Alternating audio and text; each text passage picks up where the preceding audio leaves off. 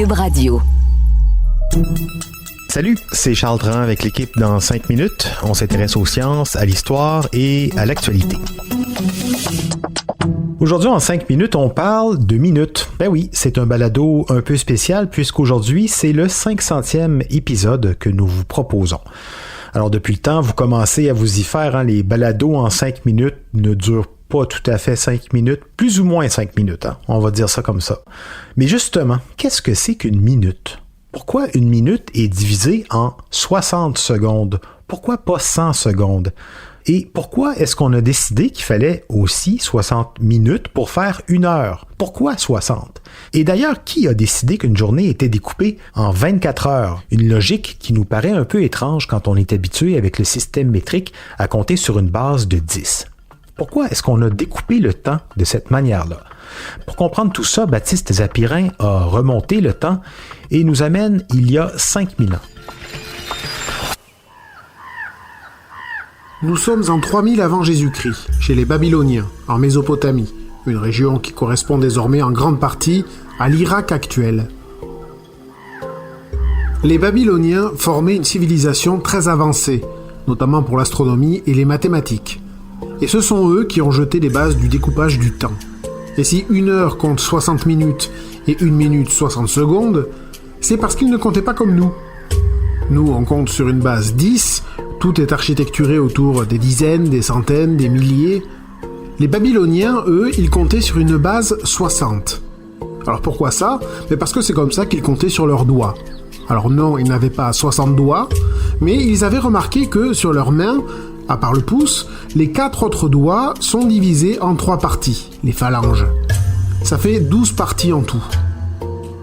Sur une main, ils comptaient donc jusqu'à 12. Et à chaque fois qu'ils atteignaient 12, ils levaient un doigt de l'autre main. Et quand ils avaient levé 5 doigts, c'est qu'ils avaient compté 60 parties. 5 fois 12. Ingénieux, non? Pour l'anecdote, ça veut dire qu'au lieu d'écrire 241, on écrivait 41. Le 4 correspond à 4 soixantaines, donc 240, plus le 1 à côté. En plus, cette base 60 était très pratique, parce que contrairement au nombre 10, on peut diviser 60 par 2, par 3, par 4, 5, 6, 10, 12, 15, 20 et 30. Plus pratique pour faire des quarts ou des tiers. Voilà d'où vient le 60. Ensuite, pour le découpage du temps, à proprement parler, il faut savoir que les Babyloniens ont commencé par organiser le temps en années.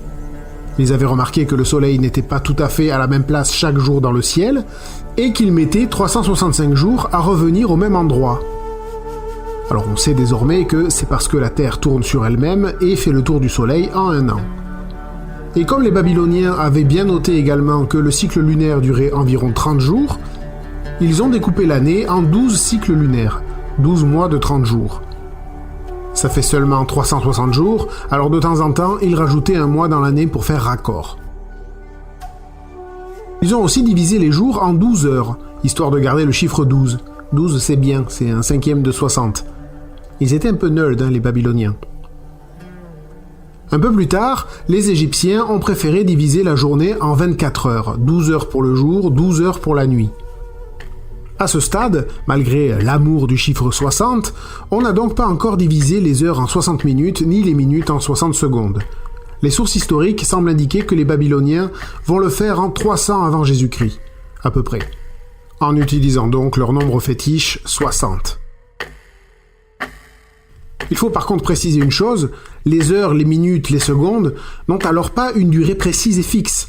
Elles représentent le temps que met le soleil à bouger d'un endroit à l'autre dans le ciel, puisque tout le calendrier est fondé là-dessus. Et cette durée est donc variable, puisque selon les saisons, il fait jour plus ou moins longtemps. Mais à l'époque, à part les astronomes, personne ne trouvait vraiment d'intérêt à diviser le temps de manière plus précise et fixe. Ce besoin s'est fait sentir par contre progressivement au fil des siècles, avec des sociétés de plus en plus organisées, des travaux à quantifier dans le temps. Il s'agissait aussi de donner des normes communes à des pays parfois éloignés, mais de plus en plus en affaires.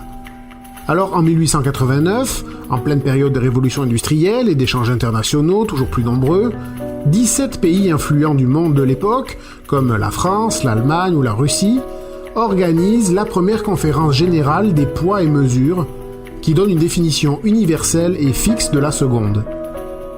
La seconde devient le mètre étalon à partir duquel on mesure les autres échelles du temps. La science aidant, la définition de la seconde est devenue très précise et elle est entrée dans le domaine de la physique. Elle est désormais mesurée avec des horloges atomiques et correspond, ça c'est la définition, à la durée de plus de 9 milliards de périodes de l'onde de radiation émise par un atome de césium-133. De quoi permettre aux horloges de faire tourner leur aiguille avec exactitude. Ouais, de notre côté, par contre, les balados en 5 minutes, c'est pas aussi précis sur le plan de la durée. Hein. Sur les 500 balados qu'on a fait, une seule, on a vérifié, a une durée exacte et précise de 5 minutes 0 secondes, une seule sur 500. On va dire que leur longueur, qui oscille entre 4 minutes 30 et 7-8 minutes, c'est une forme d'hommage à nos ancêtres babyloniens et leurs minutes variables. Un 5 minutes élastique. Merci Baptiste Zapirin et merci surtout à vous les auditeurs d'être tous les jours plus nombreux à nous écouter et nous apprécier. C'était le 500e épisode du balado en 5 minutes.